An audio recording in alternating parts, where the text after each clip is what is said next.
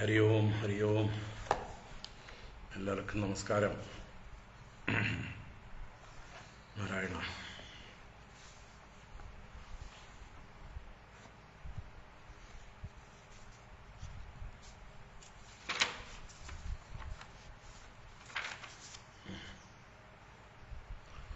ഓം നാരായണ. ഹരി ഓം ഹരി ഓം.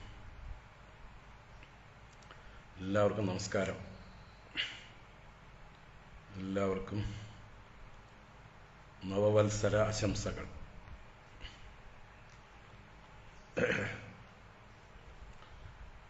ഓം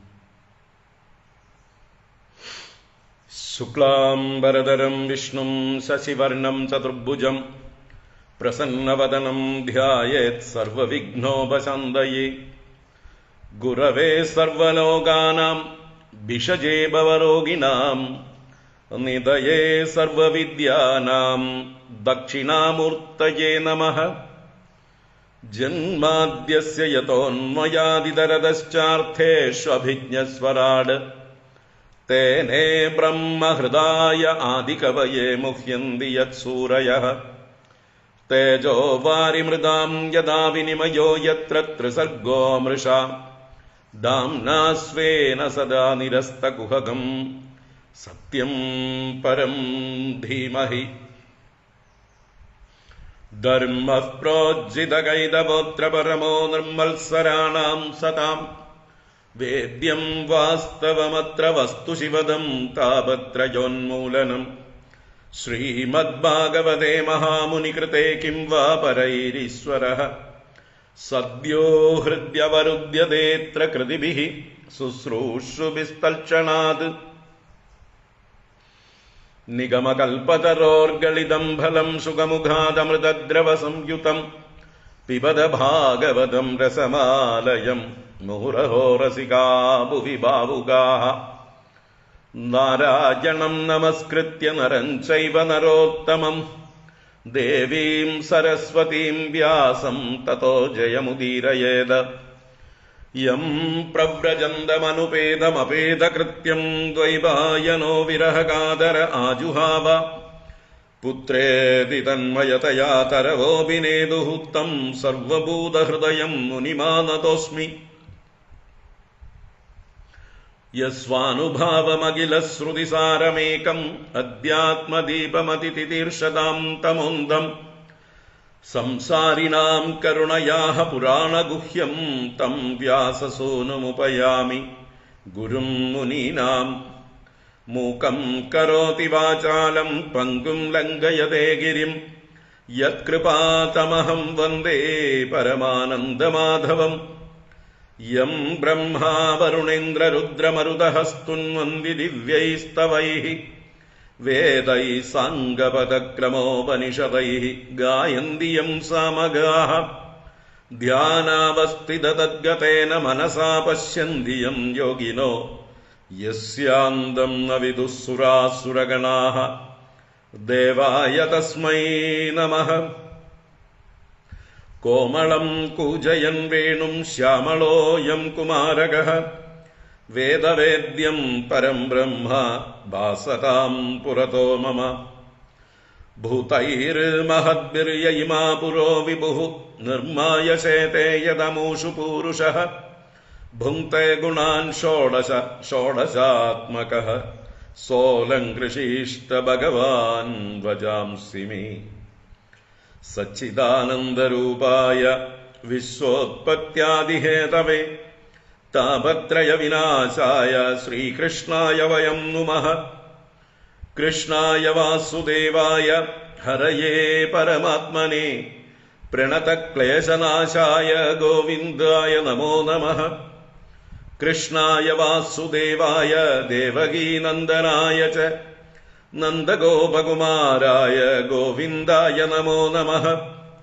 നമഃ പങ്കജനാഭായ നമഃ പങ്കജമാലിനേ നമഃ പങ്കജനേത്രായ നമസ്തേ പങ്കജാംഗ്രയേ.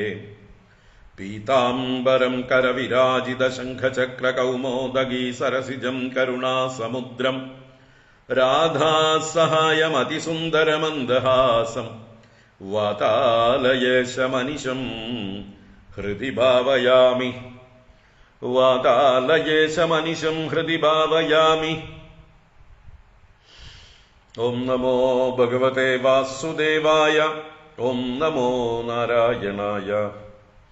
ഓം ശ്രീ ഗുരുവായൂരപ്പ ശരണം. ഓം നമഃ പരമഋഷിഭ്യോ നമഃ. പരമഋഷിഭ്യഃ ശ്രീ ഗുരുഭ്യോ നമഃ. ഗുരുവായൂരപ്പ നാരായണ. ഹരി ഓം. എല്ലാവർക്കും നമസ്കാരം. എല്ലാവർക്കും ശുഭസായാഹ്നം. എല്ലാവർക്കും നവവത്സരാശംസകൾ. Happy new year.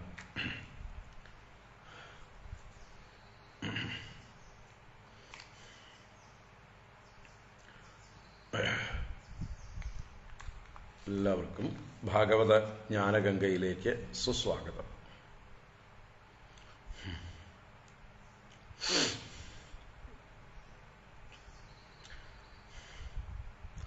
നമ്മൾക്ക് ഭാരതീയർക്ക് ഞാൻ പറഞ്ഞതുപോലെ തന്നെ വിഷുവോടനുബന്ധിച്ചാണ് ന്യൂ ഇയർ. എങ്കിലും ലോകം മുഴുവനുള്ള എല്ലാവരാലും അംഗീകരിക്കപ്പെട്ടിരിക്കുന്ന ഒരു ഗ്രിഗോറിയൻ കലണ്ടറിനെ നമ്മൾ അവഗണിക്കുന്നില്ല. അതിനെയും എല്ലാവരുടെയും എന്താ പറയുക ചിന്താഗതികളെ ഉൾക്കൊണ്ടുകൊണ്ട് എല്ലാവർക്കും ഹാപ്പി ന്യൂ ഇയർ. എല്ലാവർക്കും ഈ ഒരു ഇംഗ്ലീഷ് വർഷം നല്ലൊരു വർഷമായി മാറട്ടെ. എല്ലാ ഐശ്വര്യവും ആയുരാരോഗ്യ സമ്പത്തും ബാക്കി എല്ലാ സമാധാനവും എല്ലാം ഉണ്ടാവട്ടെ എന്ന് ആശംസിക്കുന്നു, പ്രാർത്ഥിക്കുന്നു.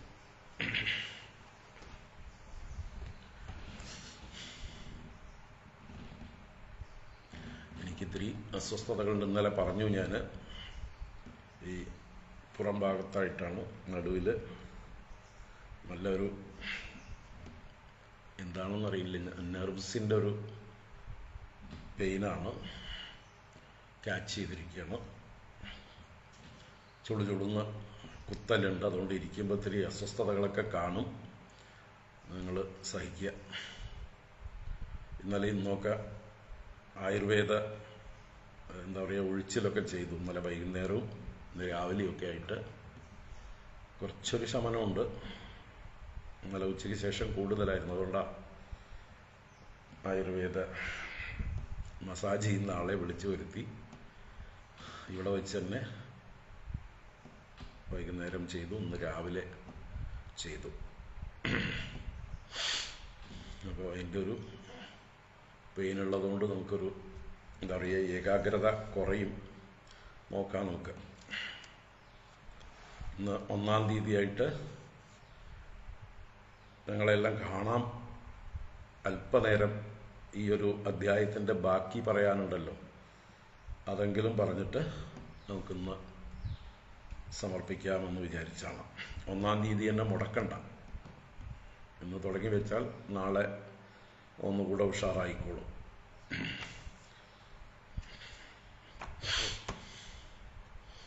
നാരായണ. അതിലേക്ക് വരാൻ നോക്കാം.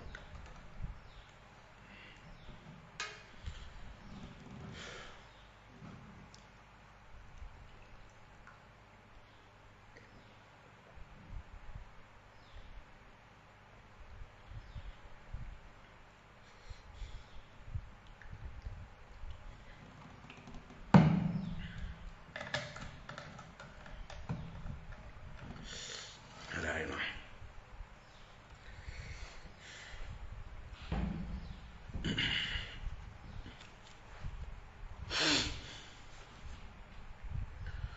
അപ്പം നമുക്ക് ഭാഗവത ജ്ഞാനഗംഗ 12-ാം അധ്യായം, വർണ്ണാശ്രമധർമ്മങ്ങളിൽ 2-ാമത്തെ അധ്യായം ബ്രഹ്മചര്യ ആശ്രമധർമ്മം നമ്മൾ കണ്ടു. അതിനുശേഷം 17-ാം ശ്ലോകം മുതൽക്ക് വാനപ്രസ്ഥാശ്രമധർമ്മം കണ്ടുകൊണ്ടിരിക്കുകയായിരുന്നു. അതിൽ അവസാന ഭാഗം കുറച്ച് ശ്ലോകങ്ങൾ, 5-6 ശ്ലോകങ്ങൾ ബാക്കിയുണ്ട്. അതിലേക്ക് നമുക്ക് വരാം. എന്തായാലും 1-ാം തീയതിയായിട്ട് നമുക്ക് അധ്യായത്തിൻ്റെ ആരംഭം മുതൽ തന്നെ വായിക്കാം. 12 അധ്യായം ആരംഭം മുതൽ തന്നെ വായിക്കാം. ഓം നമോ ഭഗവതേ വാസുദേവായ. അഥ ശ്രീമദ്ഭാഗവതേ സപ്തമസ്കന്ധേ 12-ഓധ്യായഃ. നാരദ ഉവാച. ബ്രഹ്മചാരീ ഗുരുകുലേ വസന്താന്തോ ഗുരോർഹിതം ആചരൻ ദാസവന്നീചോ ഗുരൗ സുദൃഢസൗഹൃദഃ. സായം പ്രാതരുപാസീത ഗുരുവജ്ഞർക്കസുരോത്തമാൻ ഉഭേ സന്ധ്യേ ച യദവാഗ്ജപൻ ബ്രഹ്മ സമാഹിതഃ. ഛന്ദാംസ്യധീയേത ഗുരോഃ ആഹൂതശ്ചേത് സുയന്ത്രിതഃ. ഉപക്രമേ അവസാനേ ച ചരണൗ ശിരസാ നമേത. മേഖലാജിനവാസാംസി ജടാദണ്ഡകമണ്ഡലൂൻ ബിഭ്രിയാദ് ഉപവീതം ച ദർഭപാണിര്യദോദിതം. സായം പ്രാതശ്ചരേത് ഭൈക്ഷം ഗുരവേ തന്നിവേദയേത്. ഭുഞ്ജീതയദ്യനുജ്ഞാതോ നോ ചേതുപവസേത് ക്വചിത്. സുശീലോമിതബുഗ്ദക്ഷഃ ശ്രദ്ധാനോ ജിതേന്ദ്രിയഃ. യാവദർത്ഥം വ്യവഹരേത് സ്ത്രീഷു സ്ത്രീനിർജിതേഷു ച. വർജയേത് പ്രമദാഗാദാം അഗൃഹസ്ഥോ ബൃഹദ്വ്രതഃ. ഇന്ദ്രിയാണി പ്രമാദീനി ഹരന്ത്യപി യതേർമനഃ. കേശപ്രസാദനോന്മർദ്ദ സ്നപനാഭ്യഞ്ജനാദികം ഗുരുസ്ത്രീഭിർയുവതിഭിഃ കാരയേത്നാത്മനോ യുവാ. നന്വഗ്നിഃ പ്രമദാ നാമ ഘൃതകുംഭസമഃ പുമാൻ.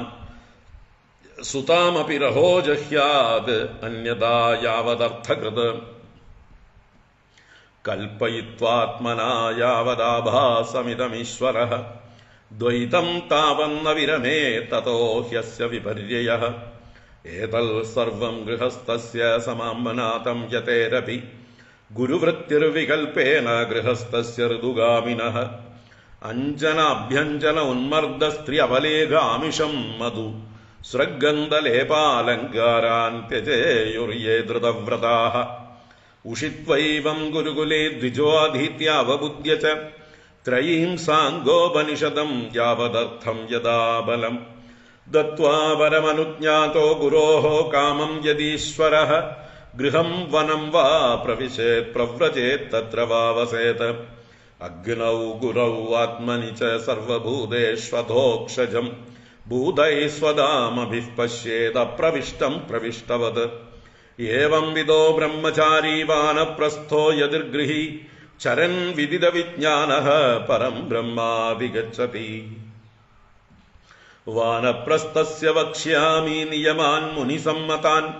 യാനാതിഷ്ഠൻ മുനിർഗച്ഛേത് ഋഷിലോകം ഇഹാഞ്ജസാ.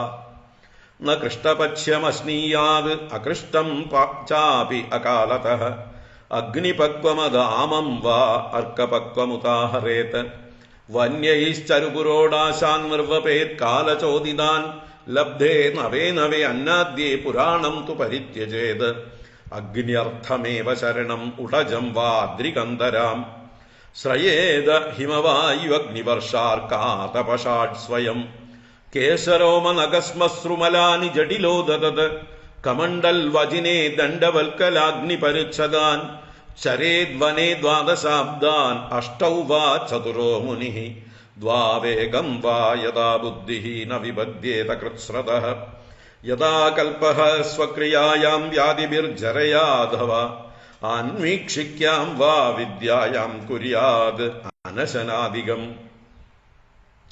ആത്മന്യഗ്നീൻ സമാരോപ്യ സന്യസ്യഹം മമാത്മതാം. കാരണേ ശൂന്യസേത് സമ്യക് സംഘാതം തു യദാർഹതഃ. ഖേ കാനി വായൗ നിശ്വാസാൻ തേജസി ഊഷ്മാണമാത്മവാൻ. അപ്സു അസൃക്ശ്ലേക്ഷ്മ പൂയാനീക്ഷിതൗ ശേഷം യദോദ്ഭവം. വാചമഗ്നൗ സവക്തവ്യാം ഇന്ദ്രേ ശില്പം കരാവപി. പദാനി ഗത്യാ വയസീരത്യോപസ്ഥം പ്രജാപദൗ. മൃത്യോപായം വിസർഗം ച യഥാസ്ഥാനം വിനിർദിശേത് ദിക്ഷു ശ്രോത്രം സനാദേന സ്പർശമധ്യാത്മനിത്വചം രൂപാണി ചക്ഷുഷാ രാജൻ ജ്യോതിഷി അഭിനിവേശയേത് അപ്സു പ്രചേതസാ ജിഹ്വാം ഗ്രേയൈർഗ്രാണം ക്ഷിതൗ ന്യസേത് മനോ മനോരഥൈശ്ചന്ദ്രേ ബുദ്ധിം ബോധ്യൈ കവൗ പരേ കർമാണ്യധ്യാത്മനാ രുദ്രേ യദഹം മമതാ ക്രിയാ സത്വേന ചിത്തം ക്ഷേത്രജ്ഞേ ഗുണൈർവൈകാരികം പരേ അപ്സു ക്ഷിതിം അപോ ജ്യോതിഷി അദോ വാ യൗനഭസ്യമും കൂടസ്ഥേ തച്ച മഹതി തദവ്യക്തേ അക്ഷരേ ച തത് ഇത്യക്ഷരതയാത്മാനം ചിന്മാത്രമവശേഷിതം ജ്ഞാത്വാദ്വയോധവിരമേത് ദഗ്ധയോ നിരിവാനലഃ. ഹരി ഓം. ഇത് ശ്രീമദ്ഭാഗവതേ മഹാപുരാണേ പാരമഹംസ്യാം സംഹിതായാം സപ്തമസ്കന്ധേ യുധിഷ്ഠിര നാരദ സംവാദേ സദാചാര നിർണയോ നാമ ദ്വാദശോऽധ്യായഃ. സർവത്ര ഗോവിന്ദ നാമ സങ്കീർത്തനം. ഗോവിന്ദ ഗോവിന്ദ നാരായണാഖില ഗുരോ ഭഗവൻ നമസ്തേ. നാരായണാഖില ഗുരോ ഭഗവൻ നമസ്തേ. നാരായണാഖില ഗുരോ ഭഗവൻ നമസ്തേ. നാരായണ.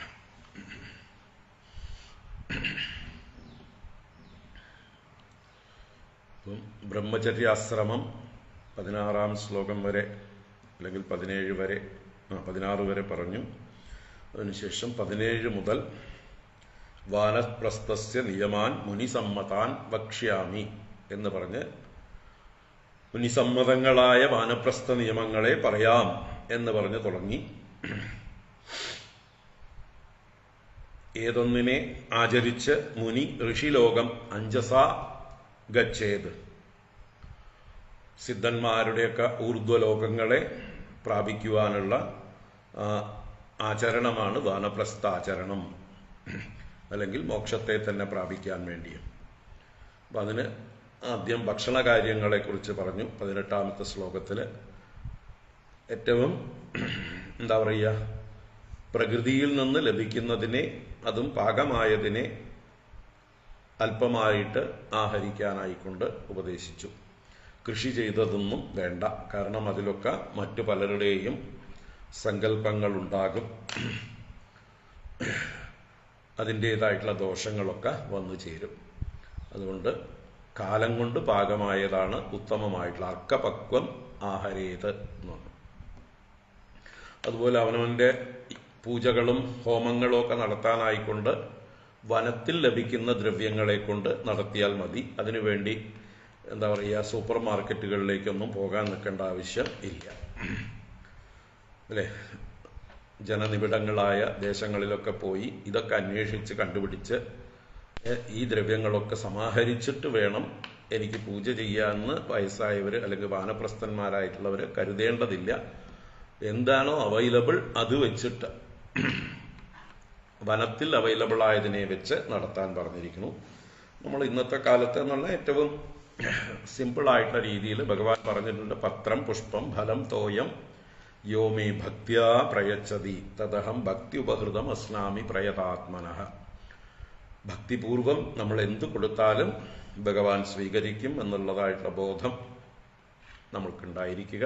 അപ്പോൾ യഥാശക്തി നമുക്ക് എന്താണോ അവൈലബിൾ അത് വെച്ച് ഈശ്വര ആരാധന ചെയ്യുക. വാനപ്രസ്ഥന്മാർ, ഗൃഹസ്ഥന്മാർ ചെയ്യുന്ന അത്രയും എലാബറേറ്റ് ആയിട്ട്, അത്രയും വിഭവങ്ങളോടുകൂടി, അത്രയും എന്താ പറയുക,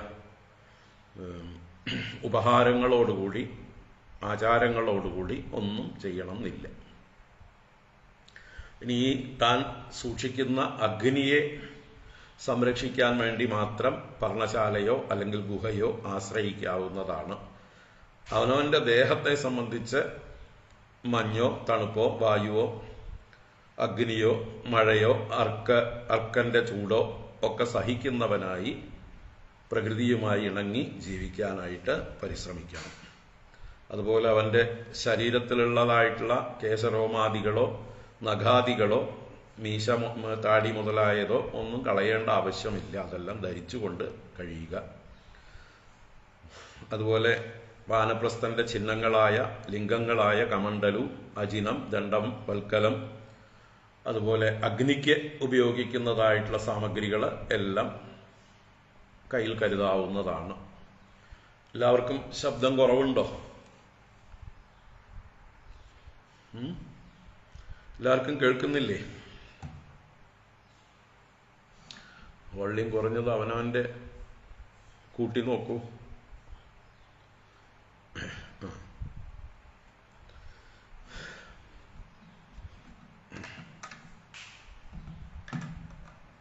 കേൾക്കാം. Okay, thank you.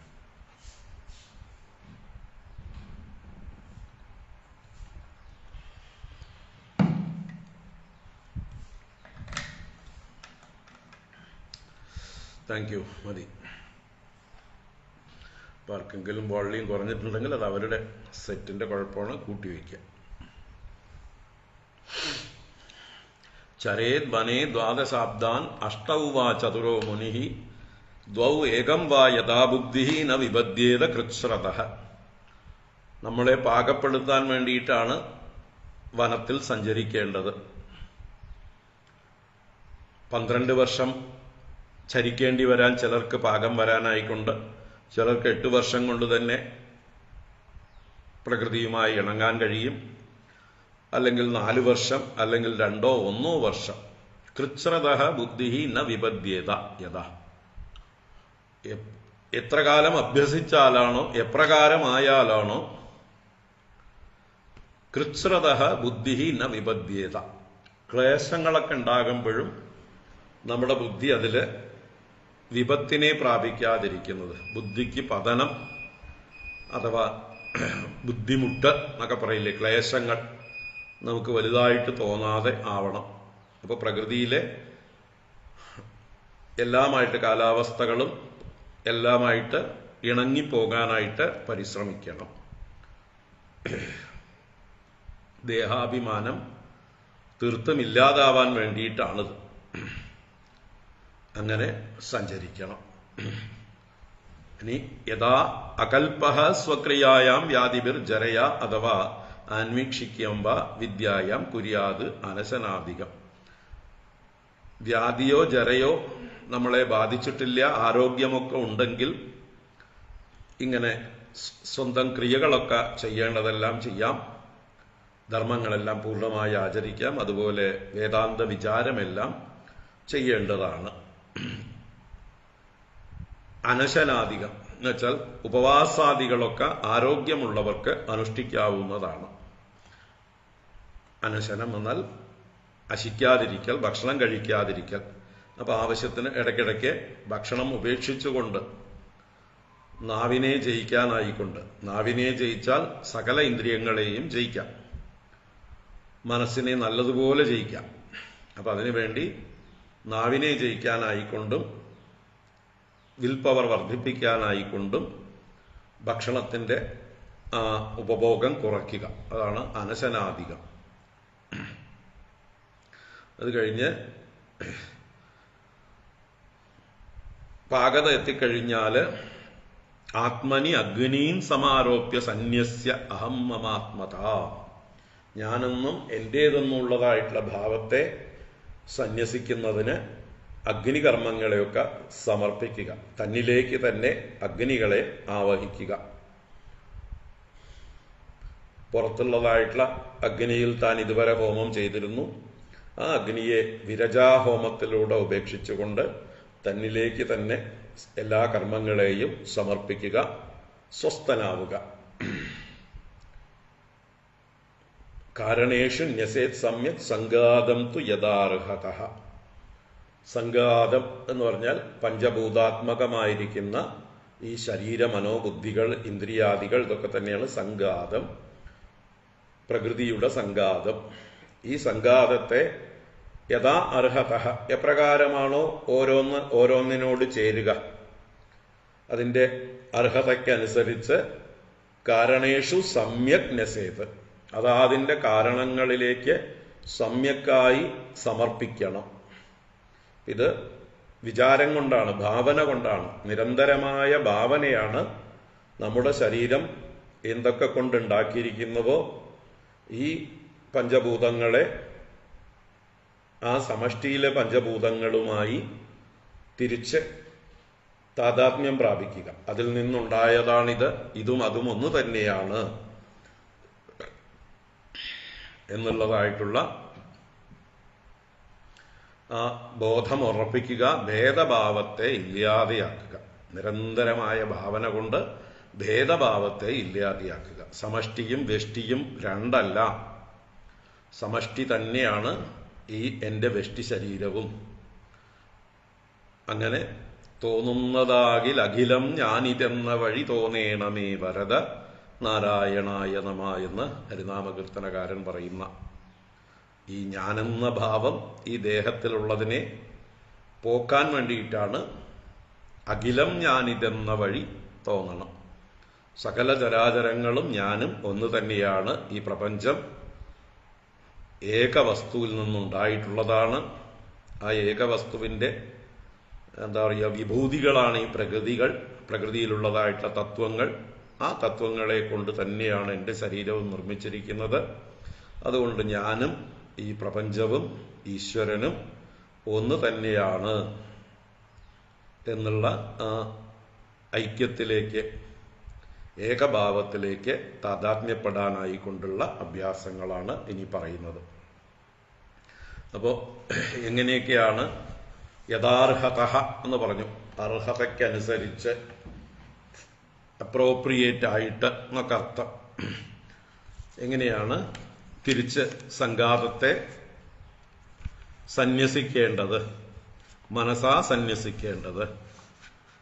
മനസ്സുകൊണ്ട് ഒരു ഹോമം ചെയ്യുന്നത് പോലെ തന്നെ എൻ്റെ ശരീരത്തിലെ ഓരോരോ അംഗങ്ങളെയും ഇതം ന മമ, ഇതം ന മമ, ഇതം ന മമ എന്ന് സങ്കല്പിച്ചുകൊണ്ട് ഇതെല്ലാം സമഷ്ടിയിൽ നിന്നുണ്ടായതാണ്, അതുകൊണ്ട് ഇത് സമഷ്ടിയുടേതാണ്. സമഷ്ടിയോ, സമഷ്ടി ഈശ്വരന്റെ വിഭൂതിയാണ്. അങ്ങനെ individuality to totality, totality to reality എന്ന് പറയും. നമ്മുടെ ഇൻഡിവിജ്വാലിറ്റിയെ ടോട്ടാലിറ്റിയിൽ വിലയിപ്പിച്ച് ആ ടോട്ടാലിറ്റി ആകട്ടെ ആ റിയാലിറ്റി, സത്യം പരം, ആ പരമസത്യത്തിൻ്റെ ഒരു വിജൃംഭിത ഭാവം ആണ്, അഥവാ പ്രകടഭാവം, മാനിഫെസ്റ്റേഷൻ ആണ് ഈ ടോട്ടാലിറ്റി. അൺമാനിഫെസ്റ്റ് ആയിരിക്കുന്ന ഭാവമാണ് കൂടുതൽ. പാദോസ്യ വിശ്വാഭൂതാനി ത്രിപാദസ്യ അമൃതം ദിവി. അസ്യ പാദഃ വിശ്വാഭൂതാനി, ആ സത്യത്തിൻ്റെ, ഈശ്വരൻ്റെ നാലിലൊന്ന് മാത്രമാണ്, ചെറിയൊരു അംശം മാത്രമാണ് ഈ കാണുന്ന പ്രപഞ്ചമായി തീർന്നിരിക്കുന്നത്. ത്രിപാദ് എന്ന് പറഞ്ഞാൽ മുക്കാൽ ഭാഗം അസ്യ അമൃതം ദിവി. അത് ദിവി അമൃതം എന്ന് വെച്ചാലോ അൺമാനിഫെസ്റ്റ് ആയിരിക്കുന്നു, അലൗകികമായിരിക്കുന്നു, ഈ ലോകങ്ങളായി ഭവിച്ചതിന് അപ്പുറത്തേക്ക് വ്യാപിച്ചിരിക്കുന്നു. അത് നമുക്ക് ചിന്തിക്കാൻ പോലും കഴിയാത്തത്രയും അനന്തമാണ് ഭഗവാന്റെ യഥാർത്ഥ സ്വരൂപം. അത് തന്നെയാണ് പരമമായ സത്യം. സത്യം പരം ധീമഹി. ആ പരമസത്യത്തെ തന്നെയാണ് ഇവിടെ നമ്മൾ അനുസന്ധാനം ചെയ്യേണ്ടത്.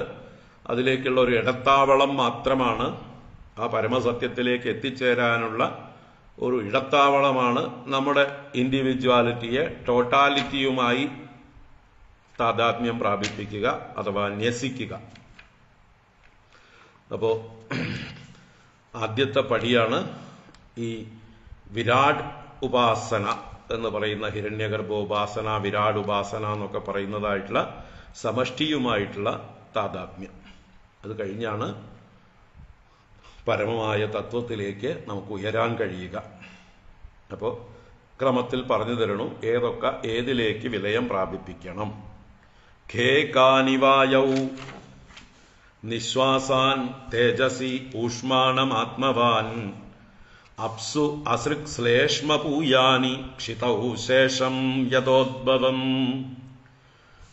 ഖേ ഖാനിവായൗ നിശ്വാസാൻ തേജസി ഊഷ്മാണമാത്മവാൻ അപ്സു അസൃക് ശ്ലേഷ്മപൂയാനി ക്ഷിതൗ ശേഷം യഥോദ്ഭവം. ഖേ ഖാനി, ഖേ ആകാശേ, ഖാനി അവനവന്റെ ശരീരത്തിലെ ഇന്ദ്രിയങ്ങളെ എന്ന് പറഞ്ഞാൽ, ഇവിടെ ഖാനി എന്ന് പറഞ്ഞാൽ ദ്വാരങ്ങൾ, നമ്മുടെ ശരീരത്തിലുള്ള ലോകവുമായി ബന്ധപ്പെടുന്നതായിട്ടുള്ള കവാടങ്ങൾ, നവദ്വാരങ്ങൾ, അവയാണ് ഇവിടെ ഖാനി എന്ന് പറയുന്നത്. അല്ലെങ്കിൽ 5 ജ്ഞാനേന്ദ്രിയങ്ങൾ,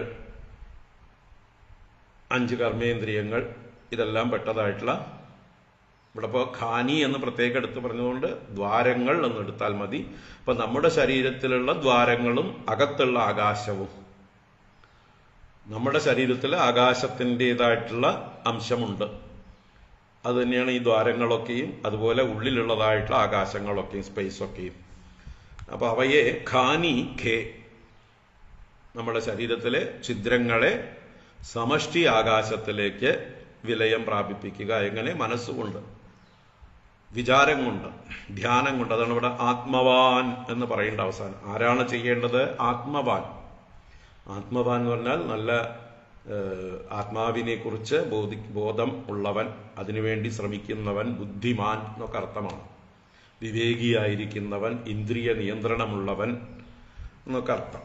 അങ്ങനെ ആത്മവാനായിരിക്കുന്ന ഒരു സാധകൻ, ഒരു വാനപ്രസ്ഥൻ തന്റെ ശരീരത്തിലെ ആകാശ സാന്നിധ്യത്തെ സമഷ്ടി ആകാശവുമായി ഒന്നാണെന്ന് സങ്കല്പിക്കുക. നിരന്തരമായ ഭാവന. യദ്ഭാവഃ തദ്ഭവതി. വായൗ നിശ്വാസാൻ, വായുവിൽ നിശ്വാസങ്ങളെയും തന്റെ ശരീരത്തിലെ പ്രാണാപാന ഉദാന സമാന വ്യാനാദി വായുക്കളെ സമഷ്ടി വായുവിലേക്കും സങ്കല്പിക്കുക, ലയിപ്പിക്കുക. ഇതും അതും ഒന്ന് തന്നെയാണ്. അപ്പോ നമ്മളോ എന്താ പറയുക, പ്രാണായാമം ചെയ്യുക. അങ്ങനെ പ്രാണായാമം ചെയ്യുമ്പോൾ, പൂരകം ചെയ്യുമ്പോൾ സമഷ്ടി വായു തന്നെയാണ് തൻ്റെ ഉള്ളിലേക്ക് താൻ ആഗിരണം ചെയ്യുന്നത്. അതിനെ തന്നെയാണ് തൻ്റെ ശരീരത്തിൽ മുഴുവൻ കുംഭകത്തിലൂടെ നിറയ്ക്കുന്നത്, വ്യാപിപ്പിക്കുന്നത്. അത് കഴിഞ്ഞ് രേചകം ചെയ്യുമ്പോൾ തൻ്റെ ഉള്ളിലുള്ള വായുവിനെ പുറത്തുള്ള വായുവുമായി ലയിപ്പിക്കുന്നു. അങ്ങനെ ആ സമഷ്ടിയും താനും തമ്മിലുള്ള കണക്ഷനെ, ബന്ധത്തെ ഊട്ടി ഉറപ്പിക്കുക. അതും ഇതും വേറെ വേറെയല്ല. അതില്ലെങ്കിൽ ഇതില്ല, ഇതില്ലെങ്കിൽ അതുണ്ട്, അതില്ലെങ്കിൽ ഇതില്ല. തൻ്റെ ദേഹം സമഷ്ടിയെ ആശ്രയിച്ചാണ് ഇരിക്കുന്നത്, സമഷ്ടി തന്നെ ആശ്രയിച്ചല്ല ഇരിക്കുന്നത്. അപ്പോൾ ആ ബോധം ഉറപ്പിക്കുക. താൻ സമഷ്ടി വായുവിനെ ശ്വസിക്കുന്നു. സമഷ്ടി വായുവാണ് തൻ്റെ ശരീരത്തിലെ പ്രാണശക്തിയായി എല്ലായിടത്തും വ്യാപിച്ച് തന്നെ പ്രവർത്തിപ്പിക്കുന്നതായിട്ടുള്ള ശക്തി. അത് തന്നെ താൻ രേചകം ചെയ്യുമ്പോൾ, പുറത്തേക്ക് നിശ്വാസം ചെയ്യുമ്പോൾ ആ സമഷ്ടിയുമായി വിലയം പ്രാപിക്കുന്നു. അപ്പം ഇങ്ങനെ ധ്യാനത്തിലൂടെ നിരന്തരം ഭാവന ചെയ്യുക. സമഷ്ടിയും വ്യഷ്ടിയും ഒന്ന് തന്നെയാണെന്ന്. പിന്നെ ഊഷ്മാണം തേജസി. ഊഷ്മാണം എന്ന് പറഞ്ഞാൽ അവനവൻ്റെ ശരീരത്തിലെ ഊഷ്മാവ്, ചൂട്, താപം. ഇതിനെ തേജസി എന്ന് പറഞ്ഞാലോ സമഷ്ടി അഗ്നിയിലേക്ക് വിലയം പ്രാപിപ്പിക്കുക, അഥവാ മനസ്സുകൊണ്ട് സങ്കല്പിക്കുക.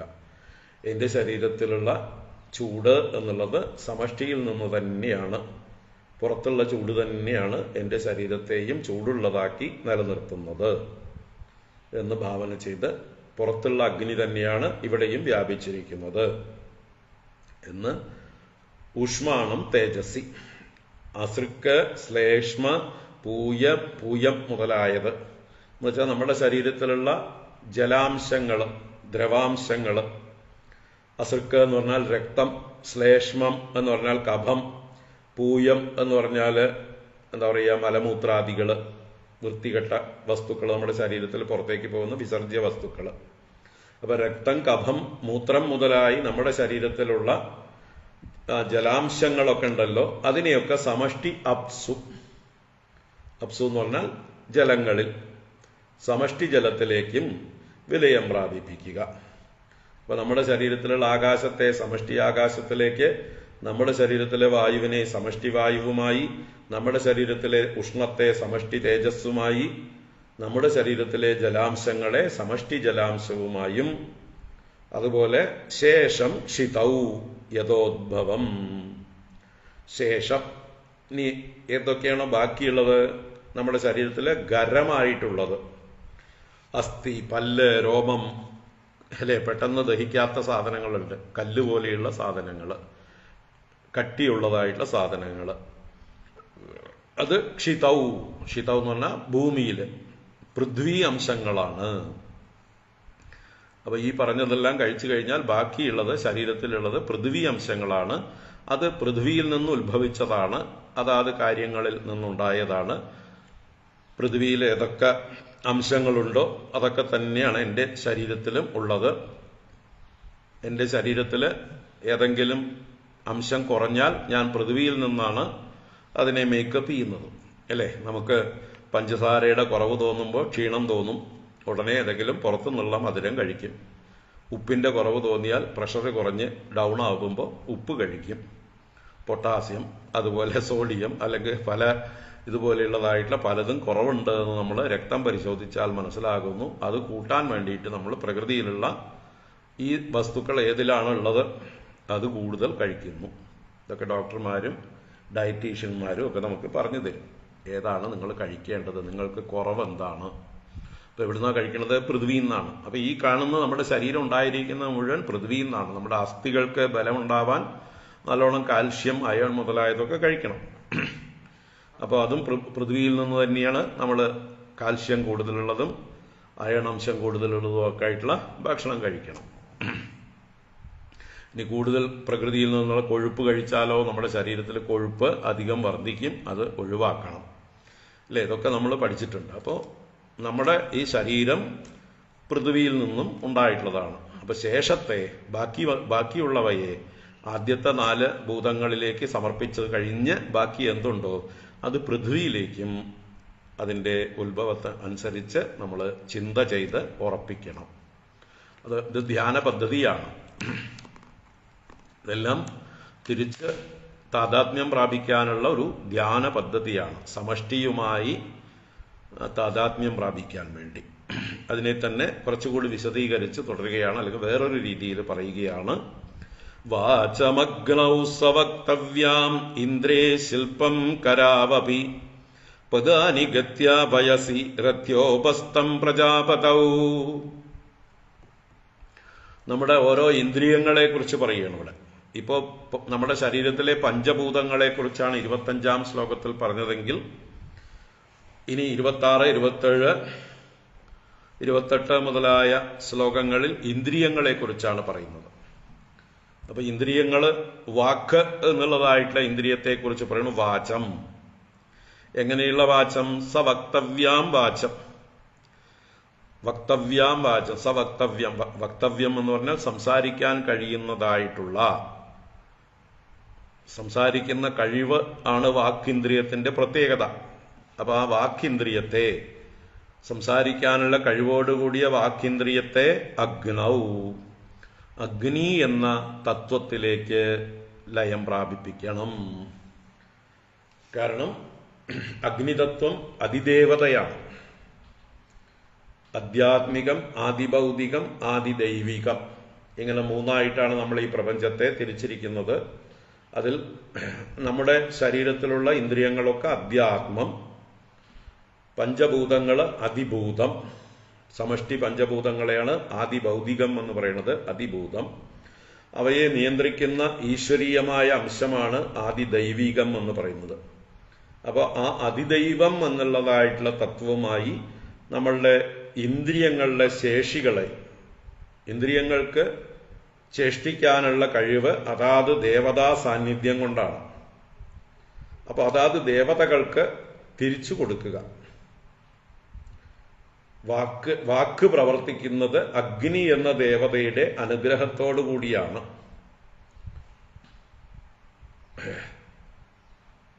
ആ അഗ്നി ദേവതയ്ക്ക് തന്നെ അതിൻ്റെ ക്രെഡിറ്റ് എല്ലാം തിരിച്ചു കൊടുക്കുക.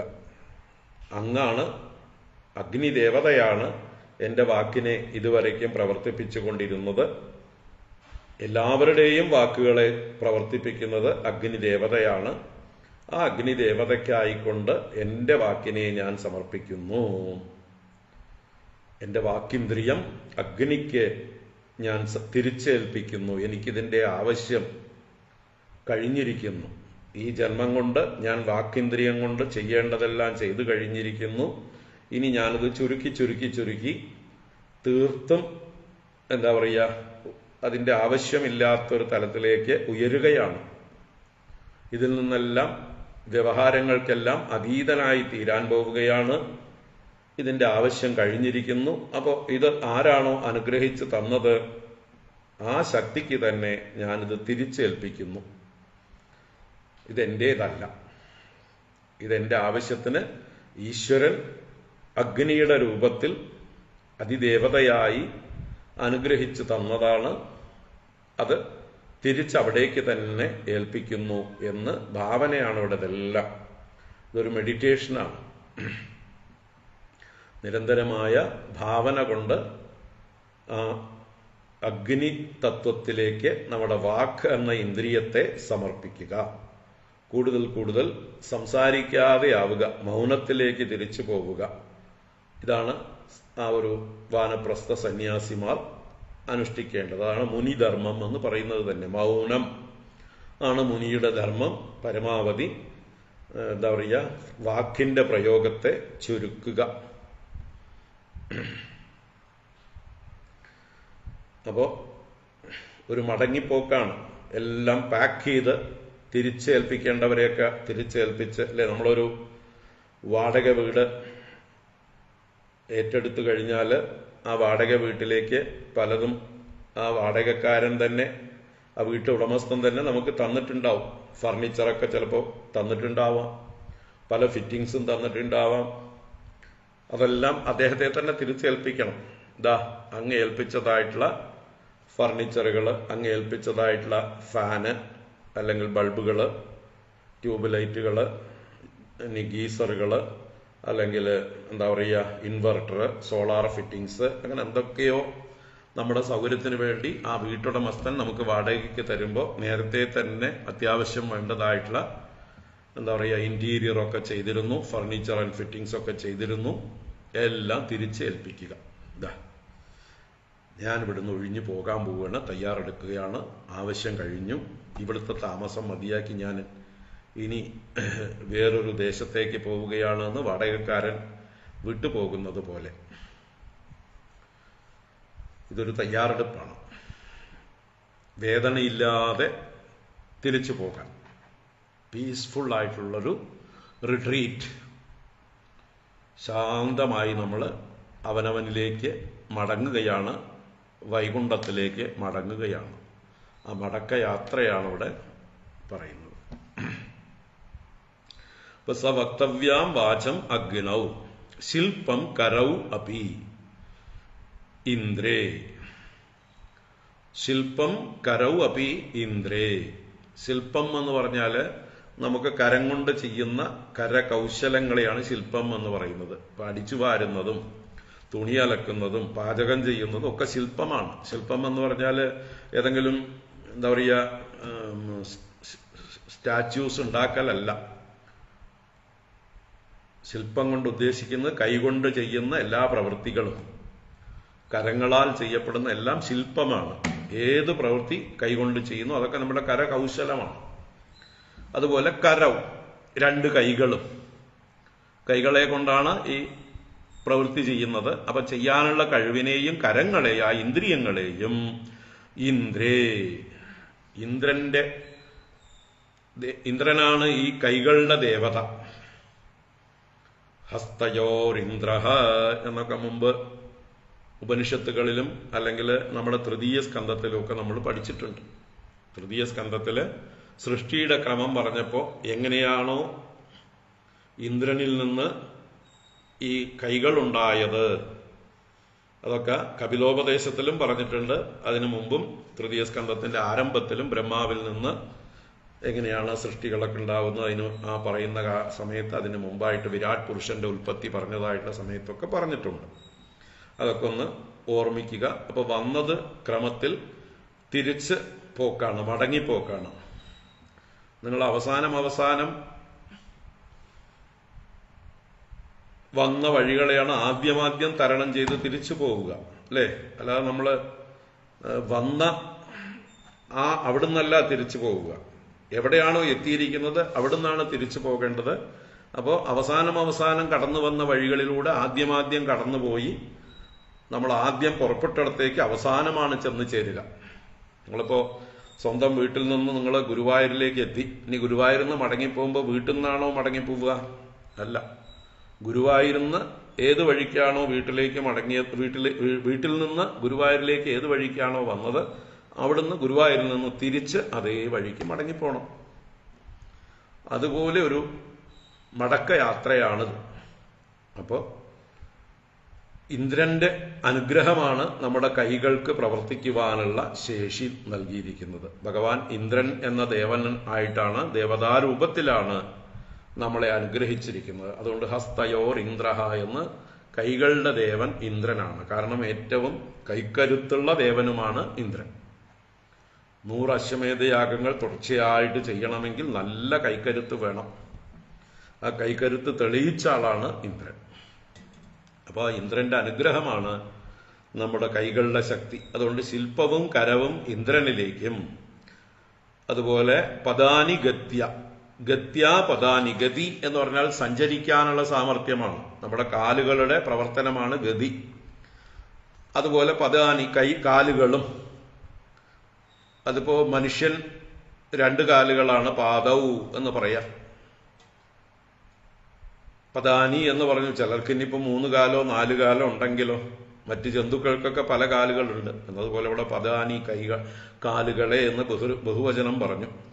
അപ്പൊ ഗതിയെയും പദങ്ങളെയും, ഗതിയോടുകൂടിയ പദങ്ങളെ വയസി. ഇവിടെ വയസി എന്ന് പറയുന്നത് വിഷ്ണുവിന്റെ പര്യായ ശബ്ദമായിട്ടാണ്.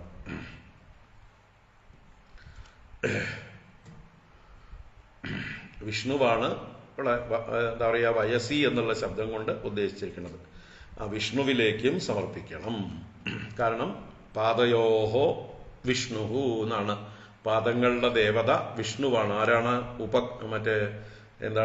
ത്രിവിക്രമൻ, ഉപേന്ദ്രൻ എന്നൊക്കെ അറിയപ്പെടുന്ന ആ ഉപേന്ദ്രനെയാണ് വലിയ കാൽവെപ്പുകളോടുകൂടിയവൻ ത്രിവിക്രമൻ. വിഷ്ണുവിന്റെ വ്യാപിക്കാനുള്ള സാമർഥ്യം. വിഷ്ണു എന്ന് പറഞ്ഞാൽ തന്നെ വ്യാപനോതി, എല്ലായിടത്തും വ്യാപിക്കുന്നവനാണ്. ആ വ്യാപന ശക്തിയാണ് വിഷ്ണു. അപ്പൊ നമ്മുടെ കാലുകൾക്ക് നമ്മുടെ ഗതി തരുന്നത്, വ്യാപിക്കാനുള്ള ശക്തി തരുന്നത് ആ ത്രിവിക്രമനായ വിഷ്ണു തന്നെയാണ്. അതുകൊണ്ട് ആ വിഷ്ണുവിലേക്ക് പാദങ്ങളെ സമർപ്പിക്കണം. പിന്നീട് രത്യ ഉപസ്ഥം പ്രജാപതൗ. രതി എന്ന് പറഞ്ഞാല് എന്താ പറയുക, ദാമ്പത്യ സുഖം, സ്ത്രീ സുഖം, അല്ലെങ്കിൽ പുരുഷന്മാരിൽ നിന്ന് സ്ത്രീക്ക് കിട്ടുന്നതായിട്ടുള്ള സുഖം, ഇതൊക്കെ രതിയാണ്.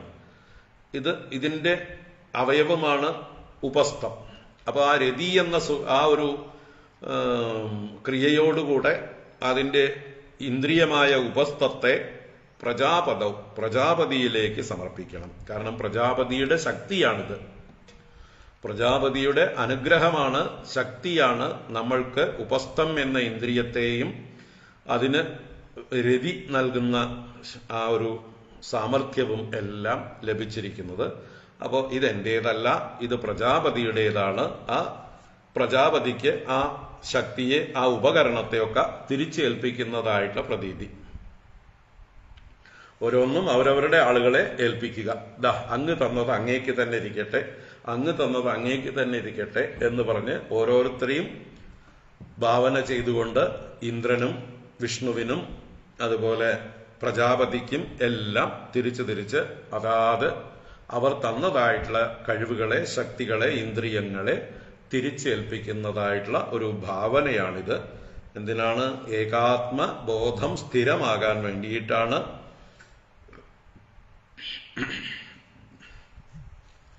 ഈ ലയം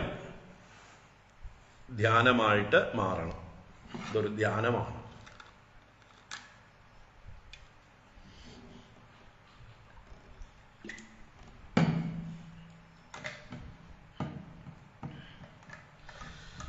ഞാനിവിടെ കളിക്കാൻ വന്നപ്പോൾ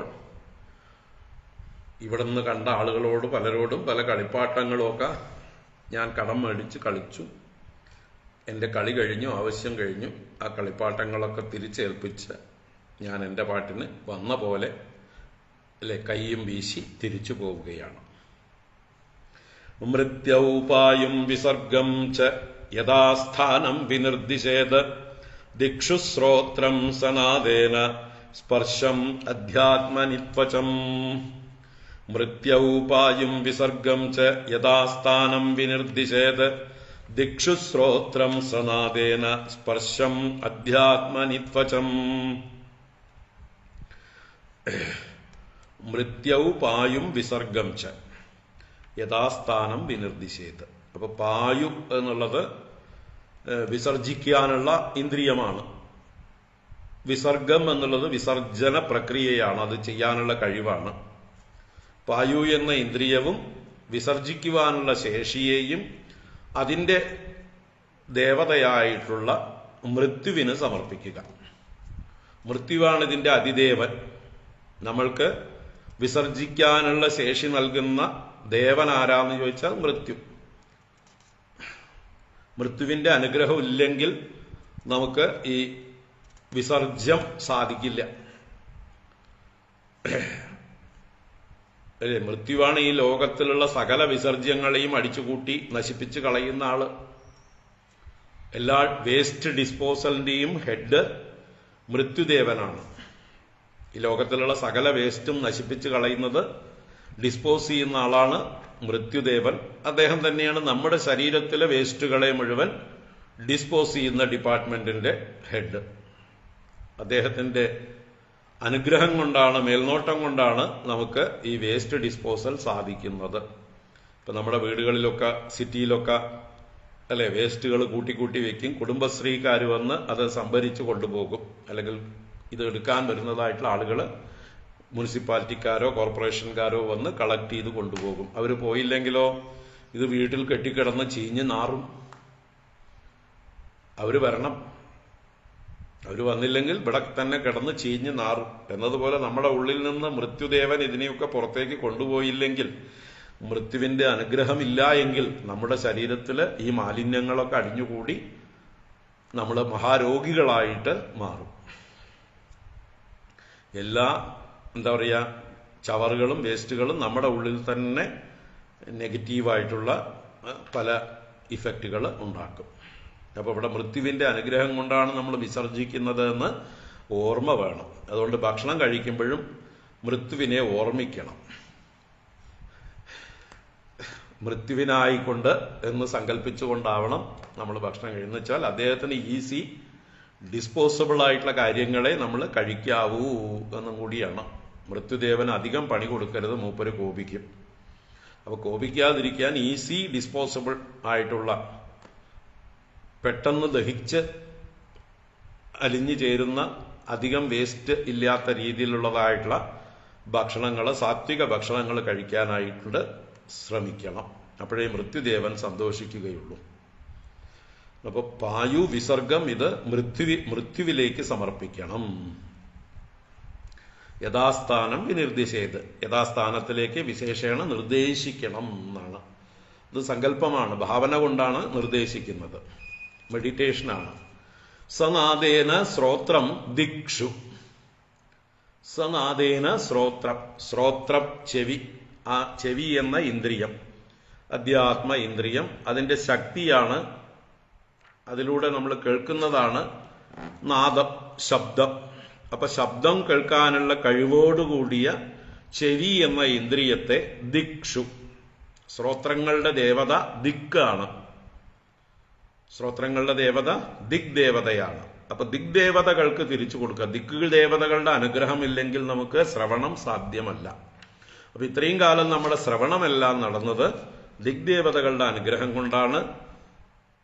ആ അനുഗ്രഹത്തെ അനുസ്മരിച്ചുകൊണ്ട് കൃതജ്ഞതാപൂർവം ഇത്രയും കാലം ഞങ്ങളെ സഹായിച്ചു, ഇത്രയും നല്ല ഉപകരണം തന്നു, അതിന്റെ ഉപയോഗം ഞങ്ങൾ വേണ്ടതുപോലെ ചെയ്തിട്ടുണ്ട്, അതിനെ ദുരുപയോഗം ചെയ്തിട്ടില്ല, നശിപ്പിച്ചിട്ടില്ല, ഇതാ ആവശ്യം കഴിഞ്ഞിരിക്കുന്നു, കേൾക്കേണ്ടതെല്ലാം കേട്ട് കഴിഞ്ഞിരിക്കുന്നു നല്ലതെല്ലാം കേട്ടിരിക്കുന്നു, ഗുരുക്കന്മാരിൽ നിന്ന് ആത്മാവിനെ കുറിച്ച് ശ്രവണം ചെയ്തിരിക്കുന്നു, ഇനി ഇതിൽ പരം ശ്രവിക്കാനൊന്നുമില്ല, അതുകൊണ്ട് ഇതാ തിരിച്ചേൽപ്പിക്കുന്നു എന്ന്, ഇതെന്റേതല്ല എന്റേതല്ല എന്റേതല്ല എന്ന് ഭാവന ചെയ്തുകൊണ്ട് തന്ന ആൾക്ക് തിരിച്ചു കൊടുക്കുകയാണ് എന്നുള്ള ഭാവന ചെയ്യുക.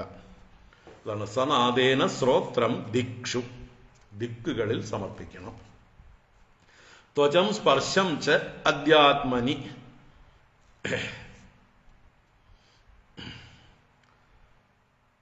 ത്വചം എന്ന് പറഞ്ഞാൽ ത്വക്ക്, അതിൻ്റെ വിഷയമായിട്ടുള്ള സ്പർശം, അതിൻ്റെ ദേവതയായിട്ടുള്ള വായുവിലാണ് സമർപ്പിക്കേണ്ടത്. അധ്യാത്മനി എന്ന് പറഞ്ഞാൽ അതിൻ്റെ ദേവതാശക്തിയാണ് വായു, അതിദൈവമായിട്ടുള്ള വായുവിലേക്കും ലയിപ്പിക്കണം എന്നർത്ഥം.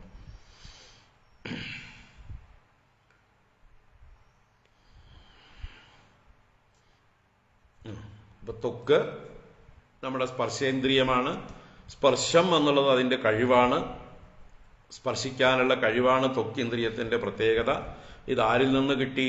വായു എന്ന ദേവനിൽ നിന്ന് കിട്ടിയതാണ്. അപ്പൊ വായുവാണ് ഇതിന്റെ അധിഷ്ഠാന ദേവത. ആ വായുവിന് തിരിച്ചു കൊടുക്കുന്നതായി ഭാവന ചെയ്യണം. എൻ്റെ ത്വക്കിന്റെ ആവശ്യം കഴിഞ്ഞു, എൻ്റെ സ്പർശശക്തിയുടെ ആവശ്യം കഴിഞ്ഞു, ഇതിന്റെ കസ്റ്റോഡിയനായിരിക്കുന്ന അങ്ങയെ തന്നെ ഇതാ തിരിച്ചേൽപ്പിക്കുന്നു. അങ്ങ് തന്നെയാണ് ഇതിൻ്റെയൊക്കെ സ്രോതസ് അല്ലെങ്കിൽ ഉടമസ്ഥൻ. ഇത് അങ്ങയെ അങ്ങയുടെ ഡിപ്പാർട്ട്മെന്റിലെ വസ്തുക്കളൊക്കെ അങ്ങേക്ക് തന്നെ ഏൽപ്പിക്കുന്നു. അങ്ങ് പിന്നീട് തിരിച്ച് ഏൽപ്പിക്കേണ്ട ആളെ സൗകര്യം പോലെ ഏൽപ്പിച്ചോളൂ. അതെപ്പോഴാണ് ഏൽപ്പിക്കുക? സമഷ്ടി പ്രളയത്തിലാണ് ഈ സമഷ്ടി ദേവന്മാര് പ്രകൃതിയിലുള്ള സകലത്തെയും ഈശ്വരനിലേക്ക് സമർപ്പിക്കുക. അത് അവര് സമയമാകുമ്പോൾ ചെയ്തോളും. അതുവരയ്ക്ക് അവര് എന്താ പറയുക, ആവശ്യമുള്ളവർക്കൊക്കെ അത് വിതരണം ചെയ്തുകൊണ്ടിരിക്കും. അല്ലേ? നമ്മൾ പല ക്ഷേത്രങ്ങളിലും പോയാൽ, ഗുരുവായൂരിലും തിരുവനന്തപുരത്ത് പത്മനാഭസ്വാമിയുടെ അടുത്തൊക്കെ പോയി കഴിഞ്ഞാൽ അവിടെ പുറത്ത് തന്നെ കൗണ്ടറുകളിൽ നമ്മൾ ചെരുപ്പൊക്കെ അഴിച്ചു വെക്കുന്നിടത്ത് മുണ്ട് വാടകയ്ക്ക് കിട്ടും. ചിലടത്ത് ഫ്രീ ആയിരിക്കാം, ചിലപ്പോൾ വാടകയ്ക്കായിരിക്കാം. അവിടുന്ന് എടുക്കണു, നമ്മൾ ഉടുക്കുന്നു. മുണ്ടുടുക്കാതെ വന്ന പാൻറ്റൊക്കെ ഇട്ട് വന്നവർക്ക്, പണ്ടൊക്കെ ചുരിദാറിട്ട് വരുന്നത് ഗുരുവായൂരിൽ ബുദ്ധിമുട്ടായിരുന്നു. അപ്പം അങ്ങനെ വന്നവരൊക്കെ എന്ത് ചെയ്യുന്നു? അതിൻ്റെ മുകളിലൊരു മുണ്ട് വാങ്ങിച്ച് കെട്ടുന്നു. എന്നിട്ട് പോയി ദർശനം കഴിയുന്നു. ആവശ്യം കഴിഞ്ഞ് തിരിച്ചു വന്നാൽ ആ മുണ്ടിനെ ആ കൗണ്ടറിൽ തന്നെ തിരിച്ചേൽപ്പിക്കുന്നു. വാടക ഉണ്ടെങ്കിൽ വാടക കൊടുക്കുന്നു. പണ്ടൊക്കെ വാടക ഉണ്ടായിരുന്നു, ഇപ്പം ഉണ്ടോയെന്ന് അറിയില്ല. ഇപ്പം അതൊക്കെ കുറഞ്ഞു വന്നിരിക്കുന്നു, കാരണം ആളുകൾക്ക് മനസ്സിലായി. ഇപ്പം എന്തായാലും അതുപോലെ ആവശ്യം കഴിഞ്ഞു തിരിച്ചേൽപ്പിക്കുന്നു. ആ ഒരു ഭാവനയാണ് ഇവിടെ. രൂപാണി ചക്ഷുഷാ രാജൻ ജ്യോതിഷി അഭിനിവേശയേത് അപ്സു പ്രചേതസാ ജിഹ്വാം ഗ്രഹയൈർഗ്രാണം ക്ഷിതൗന്യസേത്. രൂപാണി ചക്ഷുഷാ രാജൻ ജ്യോതിഷി അഭിനിവേശയേത് അപ്സു പ്രചേതസാ ജിഹ്വാം ഗ്രഹയൈർഗ്രാണം ക്ഷിതൗന്യസേത്. ഹേ രാജൻ, അല്ലയോ പരീക്ഷിത രാജാവേ, അല്ല അവിടെ യുധിഷ്ഠിര രാജാവേ, നാരദൻ സംബോധന ചെയ്യണം. അല്ലയോ യുധിഷ്ഠിര രാജാവേ, ചക്ഷുഷാ രൂപാണി ജ്യോതിഷി അഭിനിവേശയേത്. ചക്ഷുഷ് എന്ന ഇന്ദ്രിയത്തോടുകൂടെ രൂപാണി, രൂപങ്ങളെയും, പുറത്ത് കാണുന്ന രൂപങ്ങളും ചക്ഷുസ്സും അതിൻ്റെ അതിദേവതയായ ജ്യോതിസ് അഥവാ സൂര്യനാണ്. ഇവിടെ ജ്യോതിസ് ശബ്ദം സൂര്യനെ ഉദ്ദേശിച്ചുകൊണ്ടാണ്, പ്രകാശത്തിന്റെ ദേവത. അപ്പൊ സൂര്യനിലേക്ക് തന്നെ തിരിച്ചു കൊടുക്കണം. അഭിനിവേശയേത്, അഭിനിവേശിപ്പിക്കണം, തിരിച്ചേൽപ്പിക്കണം എന്നർത്ഥം. അപ്പൊ കണ്ണ്, രൂപങ്ങൾ, ഇതെല്ലാം സൂര്യന്റെ അനുഗ്രഹം കൊണ്ടാണ് നമുക്ക് കാണാൻ സാധിച്ചത്, പ്രവർത്തിച്ചത്. ഇത് തിരിച്ചതാ സൂര്യഭഗവാന് തന്നെ ഏൽപ്പിക്കുന്നു. ജിഹ്വാം പ്രചേതസാ അപ്സു, ജിഹ്വാം പ്രചേതസാ അപ്സു. ജിഹ്വ എന്ന് പറഞ്ഞാൽ രസന, ഇവിടെ മറ്റത് വാക്ക് എന്ന് പറഞ്ഞു, വാക്കിന്ദ്രിയം. ഇവിടെ രസിക്കുന്നതായിട്ടുള്ള നാവ്, രസമനുഭവിക്കുന്ന ഇന്ദ്രിയമാണ് നാവ്. മറ്റിടത്ത് വാക്ക് എന്ന് പറയുമ്പോൾ സംസാരിക്കുന്ന ഇന്ദ്രിയമായിട്ടുള്ള വാക്ക്, അത് അഗ്നിയിൽ സമർപ്പിച്ചു. ഇവിടെ ജിഹ്വയെ അതിന്റെ പ്രചേതസ്സോടുകൂടി അപ്സു. പ്രചേതസ് എന്നുള്ളത് വരുണന്റെ പര്യായമാണ്. അപ്പോൾ ആ വരുണന്റെ അനുഗ്രഹം കൊണ്ടാണ് നമ്മുടെ നാവ് പ്രവർത്തിക്കുന്നത്. ആ വരുണനോടുകൂടി അപ്സു ജലത്തിൽ സമർപ്പിക്കേണ്ടതാണ് എന്ന് പറഞ്ഞു. കാരണം ജലം തന്നെയാണ് വരുണൻ, ജലത്തിന്റെ അതിദേവതയാണ് വരുണൻ. അപ്പൊ ജലത്തിലേക്ക് നാവിനെ സമർപ്പിക്കുക. ഗ്രേയൈഹി ഗ്രാണം ക്ഷിതൗ ന്യസേത്. ഗ്രേയം എന്ന് പറഞ്ഞാൽ ഗ്രാണിക്കാൻ യോഗ്യങ്ങളായ പദാർത്ഥങ്ങൾ, മണമുള്ള വസ്തുക്കൾ. ആ മണമുള്ള വസ്തുക്കളെയും ഗ്രാണം, അതിന്റെ ഇന്ദ്രിയമായ മൂക്ക്, ഗ്രാണേന്ദ്രിയം, ആ ഗ്രാണേന്ദ്രിയത്തെയും ക്ഷിതൗ, ക്ഷിതി എന്നാൽ പൃഥ്വി, പൃഥ്വിയുടേതാണ് ഗന്ധം അല്ലെ. പൃഥ്വി എന്താ പറയുക, പൃഥ്വി എന്നതാണ് ഇതിന്റെ അതിദൈവത ഭാവം. അപ്പോ അതിദൈവതത്തിലേക്ക്, പൃഥ്വി എന്ന അതിദേവതയിലേക്ക് ഗ്രാണേന്ദ്രിയത്തെയും ഗ്രാണിക്കാൻ യോഗ്യങ്ങളായ പദാർത്ഥങ്ങളെയും സമർപ്പിക്കേണ്ടതാണ്, ലയിപ്പിക്കേണ്ടതാണ്, ന്യസിക്കേണ്ടതാണ്, ഭാവന ചെയ്ത് ഉറപ്പിക്കേണ്ടതാണ്. എല്ലാ ഗന്ധങ്ങളും ഭൂമിയിൽ നിന്നാണ്, ഭൂമിയുടെ അനുഗ്രഹമാണ് നമുക്ക് ഗ്രാണം പ്രവർത്തിച്ചത്. മനോഹൃതൈശ്ചന്ദ്രേ ബുദ്ധിം ബോധ്യൈ കവൗ പരേ കർമാണ്യദ്യാത്മനാ രുദ്രേ യദഹം മമതാക്രിയാഃ സത്വേന ചിത്തം ക്ഷേത്രജ്ഞേ ഗുണൈർവൈകാരികം പരേ.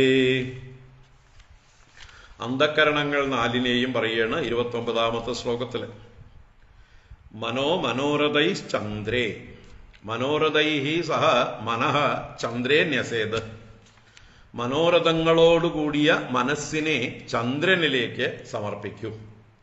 കാരണം ചന്ദ്രനിൽ നിന്നാണ് മനസ്സുണ്ടായത്. വിരാട് പുരുഷന്റെ മനസ്സാണ് ചന്ദ്രൻ. ആ ചന്ദ്രനിൽ നിന്നാണ് വ്യഷ്ടി മനസ്സുകളൊക്കെ ഉണ്ടായിരിക്കുന്നത്.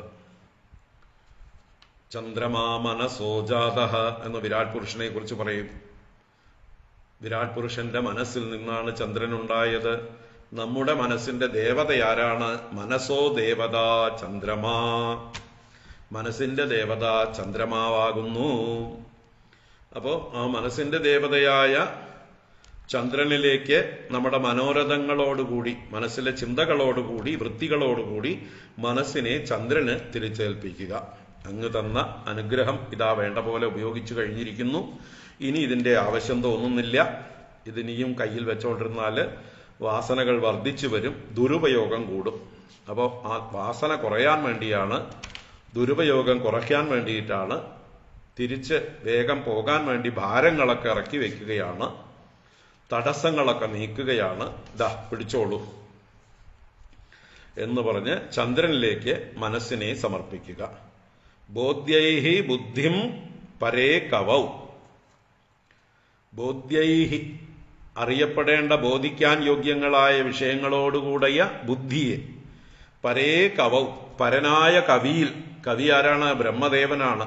ബുദ്ധിയുടെ ദേവത ബ്രഹ്മാവാണ്. അപ്പൊ ബ്രഹ്മദേവന് ബുദ്ധിയെ സമർപ്പിക്കുക. സമഷ്ടി ബുദ്ധിയാണ് ബ്രഹ്മദേവൻ. ആ ബുദ്ധിയിലേക്ക് നമ്മുടെ ബുദ്ധിയെ സമർപ്പിക്കുക. അങ്ങയുടെ അനുഗ്രഹം കൊണ്ടാണ് എന്റെ ബുദ്ധി പ്രവർത്തിച്ചത്. എന്റെ ബുദ്ധിക്ക് സ്വയം പ്രവർത്തിക്കാൻ കഴിവൊന്നുമില്ല.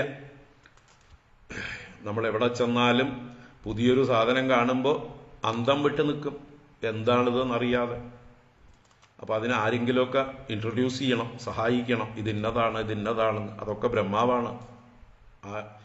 മറ്റൊരാളായിട്ട് വന്ന് നമ്മൾക്ക് ഇത് പരിചയപ്പെടുത്തുന്ന ആള് ആരാണെങ്കിലും അത് ബ്രഹ്മദേവന്റെ അനുഗ്രഹമാണ്. അപ്പൊ നമുക്കിന്ന് ലോകത്തിലുണ്ടായിട്ടുള്ള സകല അറിവുകളും ബ്രഹ്മദേവന്റെ അനുഗ്രഹം കൊണ്ടാണ്. അതുകൊണ്ട് ആദി ഗുരു, ആദി കവി ബ്രഹ്മദേവനാണ്. അതാണ് പരേ കവൗ. ഇനി അധ്യാത്മന കർമാണി രുദ്രേ. അധ്യാത്മ എന്ന് പറഞ്ഞാൽ അഹങ്കാരം. അഹങ്കാരത്തിനാണ് കർത്തൃത്വം. അപ്പൊ കർമ്മങ്ങൾ, തന്റെ കർത്തൃത്വ ബുദ്ധിയോടെ കർമ്മങ്ങളെയെല്ലാം ആരിലേക്ക്? രുദ്രേ, അഹങ്കാരത്തിന്റെ അതിദേവതയായ രുദ്രനിലേക്ക് സമർപ്പിക്കണം. അപ്പോ രുദ്രനാണ് നമ്മളെ കൊണ്ട് ഈ കർത്തൃത്വഭാവം ജനിപ്പിച്ച് ഓരോ കർമ്മങ്ങളെ ചെയ്യിപ്പിച്ചത്. ഇനി അതെല്ലാം അദ്ദേഹത്തിന് തന്നെ തിരിച്ചേൽപ്പിക്കുക. അദ്ദേഹത്തിന്റെ എന്താ പറയുക, അനുഗ്രഹം കൊണ്ട് നമ്മൾ ചെയ്യേണ്ടതെല്ലാം ചെയ്തു, ഇനിയിപ്പോ ഒന്നും വേണ്ട എന്ന് പറഞ്ഞ് തിരിച്ചേൽപ്പിക്കുന്നതായിട്ടുള്ള ഭാവം. അധ്യാത്മന കർമാണി രുദ്രേ ന്യസേത്. യത് അഹം മമതാ ക്രിയാഹ ഭവന്തി സത്വേന ചിത്തം.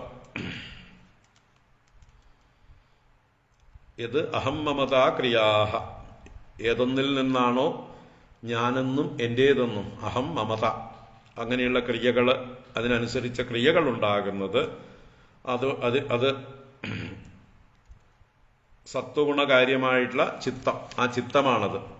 ആ ചിത്തത്തെ ക്ഷേത്രജ്ഞേ ന്യസേത്, ക്ഷേത്രജ്ഞനായ ആ ചൈതന്യത്തിലേക്ക് സമർപ്പിക്കേണ്ടതാണ്. അപ്പൊ ക്ഷേത്രജ്ഞനാണ് ഇതിനെല്ലാം ആശ്രയം, ആധാരം. നമ്മുടെ ശരീരത്തില് ഈശ്വര അംശമാണ് ക്ഷേത്രജ്ഞൻ, ആ ജീവൻ എന്നൊക്കെ പറയുന്ന ക്ഷേത്രജ്ഞനിലേക്ക് ഇതിനെല്ലാം അഹം മമതാ ക്രിയകളൊക്കെ എവിടുന്നാണോ പൊങ്ങി വരുന്നത് അവിടേക്ക് തന്നെ സമർപ്പിക്കുക.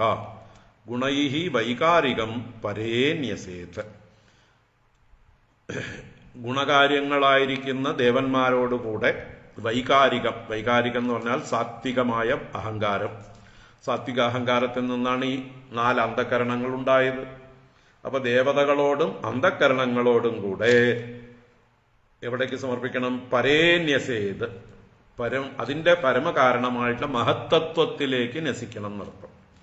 മഹത്തത്വത്തിൽ നിന്നാണ് അഹങ്കാരമുണ്ടായത്. ആ അഹങ്കാരം 3ആയി പിരിഞ്ഞു, സാത്വികം, രാജസം, താമസം എന്ന്. അതിൽ സാത്വികത്തിൽ നിന്നാണ് അന്ധകരണവും ദേവതകളും ഉണ്ടായത്, രാജസത്തിൽ നിന്നാണ് ഇന്ദ്രിയങ്ങൾ ഉണ്ടായത്, താമസത്തിൽ നിന്നാണ് പഞ്ചഭൂതങ്ങൾ, പഞ്ചതന്മാത്രകൾ ഉണ്ടായത്. അപ്പൊ ആദ്യം താമസ പഞ്ചഭൂതങ്ങളെ ലയിപ്പിക്കുന്നത് പറഞ്ഞു, പിന്നീട് രാജസ ഇന്ദ്രിയങ്ങളെ ലയിപ്പിക്കുന്നത് പറഞ്ഞു, അവസാനം സാത്വിക ദേവതകളെയും സാത്വിക അന്ധകരണങ്ങളെയും അതിന് കാരണമായ, അതിന്റെ മൂലമായിരിക്കുന്ന മഹത്തത്വത്തിലേക്ക് ലയിപ്പിക്കണം എന്നത്.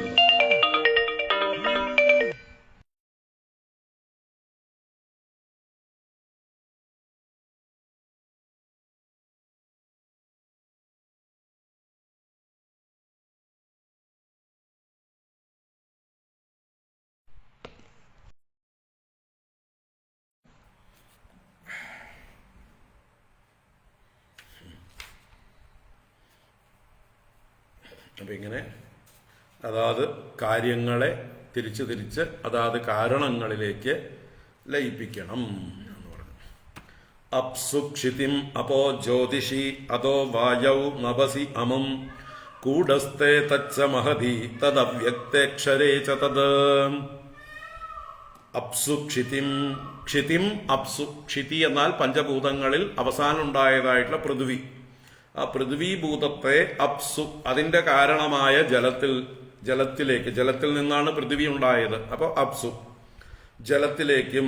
അപഹ ജ്യോതിഷി, അപഹ ജലങ്ങളെ അതിന്റെ കാരണമായ അഗ്നിയിലേക്ക് സമർപ്പിക്കണം. അഗ്നിയിൽ നിന്നാണ് ജലം ഉണ്ടായത്. അപ്പൊ ജലത്തിനെ അഗ്നിയിലേക്കും. അതോ വായൗ, പിന്നീട് അതിനെ, ഈ ജ്യോതിസിനെ വായൗ, അതിന്റെ കാരണമായ വായുവിലും. നഭസി അമും, അമും ഈ വായുവിനെ നഭസിൽ ആകാശത്തിലേക്കും തിരിച്ചയക്കണം. ഭാവന മടക്കി അങ്ങോട്ട് കൊടുക്കുകയാണ്. ഭൂമിയെ ജലത്തിലേക്കും, ജലത്തിനെ അഗ്നിയിലേക്കും, അഗ്നിയെ വായുവിലേക്കും, വായുവിനെ ആകാശത്തിലേക്കും ലയിപ്പിക്കണം മനസ്സുകൊണ്ട്.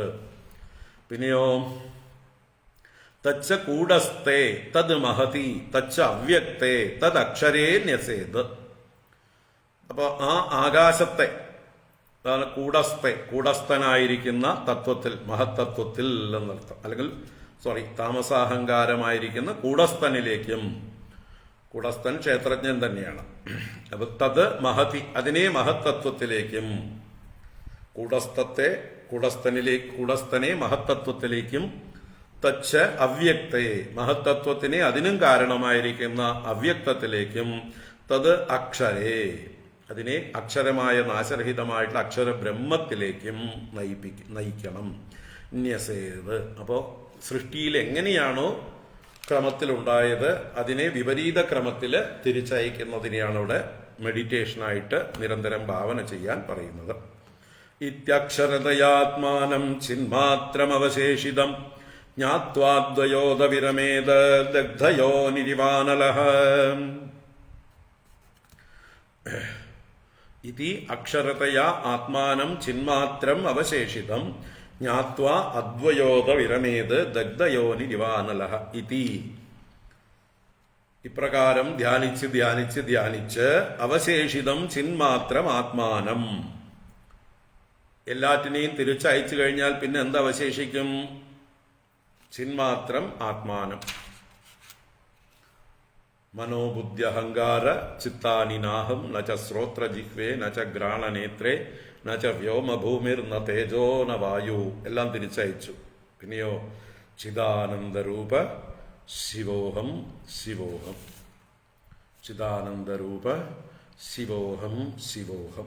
അപ്പം അങ്ങനെയുള്ള അവശേഷിച്ച ചിന്മാത്രമായ ജ്ഞാനസ്വരൂപമായ ചൈതന്യമാത്രമായ ആത്മാവിനെ അക്ഷരതയാ ജ്ഞാത്വ, അക്ഷരതയാ നാശരഹിതമായിട്ടുള്ള നിത്യമായിട്ടുള്ള പരമ്പൊരുളായി തിരിച്ചറിഞ്ഞ് റെക്കഗ്നൈസ് ചെയ്ത് അതാണ് നമ്മുടെ സ്വരൂപം എന്നറിഞ്ഞ് അക്ഷരതയാ ജ്ഞാത്വ അത് അദ്വയ, അനന്തരം ദ്വൈതഭാവനകളൊന്നുമില്ലാത്തവനായി, രണ്ടില്ല എന്നുള്ള ഭാവം ഉറച്ച് അദ്വയ ദഗ്ധയോനി അനലഹ ഇവ വിരമേത്. ദഗ്ധയോനി അനലഹ ഇവ, അനലൻ എന്ന് പറഞ്ഞാൽ അഗ്നി, എന്തു കൊടുത്താലും അലം എന്ന് പറയാത്ത ആള്. അപ്പൊ അഗ്നി അതിന്റെ ദഗ്ധയോനി, യോനി എന്ന് പറഞ്ഞാൽ അതിന്റെ പ്രഭവസ്ഥാനം ഉത്ഭവസ്ഥാനം, ഇന്ധനമാണ് അഗ്നിയുടെ യോനി. അത് മുഴുവൻ ദഹിച്ചു കഴിഞ്ഞാലോ, ഇന്ധനം മുഴുവൻ ദഹിച്ചു കഴിഞ്ഞാൽ അഗ്നിക്ക് എന്ത് സംഭവിക്കും? അഗ്നി മടങ്ങിപ്പോകും.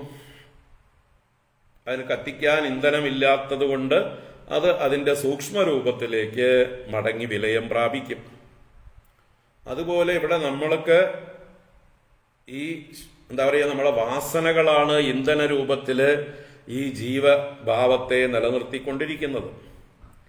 നമ്മിലെ ജീവഭാവത്തെ കത്തിച്ച് ജ്വലിപ്പിച്ച് നിർത്തുന്നത് നമ്മുടെ ഉള്ളിലുള്ളതായിട്ടുള്ള വാസനകളാണ്. അതിന് കാരണമായിട്ടുള്ള അജ്ഞാനം, ദ്വൈതഭാവം, ഇതൊക്കെയാണ്. അപ്പൊ ഈ ദ്വൈതഭാവം ഇല്ലാതെയായാൽ, അജ്ഞാനമില്ലാതെയായാൽ, അഹം ബ്രഹ്മാസ്മി എന്ന ബോധം നമ്മളിൽ ഉറച്ചു കഴിഞ്ഞാൽ, എങ്ങനെയാണോ വിറകില്ലാതാകുമ്പോൾ, ഇന്ധനമില്ലാതാകുമ്പോൾ അഗ്നി സ്വയം ശമിക്കുന്നത്, അതുപോലെ ഈ ആത്മതത്വം അല്ലെങ്കിൽ ജീവഭാവം വിരമിക്കും. എല്ലാ കൃത്യങ്ങളിൽ നിന്നും വിരമിച്ച് അതിൻ്റെ സ്വരൂപത്തിലേക്ക് മടങ്ങിപ്പോകും. ആത്മസ്വരൂപമായി അനങ്ങാതെ ഇരിക്കും. വാസനകളുടെ മുഴുവൻ ക്ഷയമാണ് ഈ ധ്യാനത്തിലൂടെ ഉദ്ദേശിക്കുന്നത്.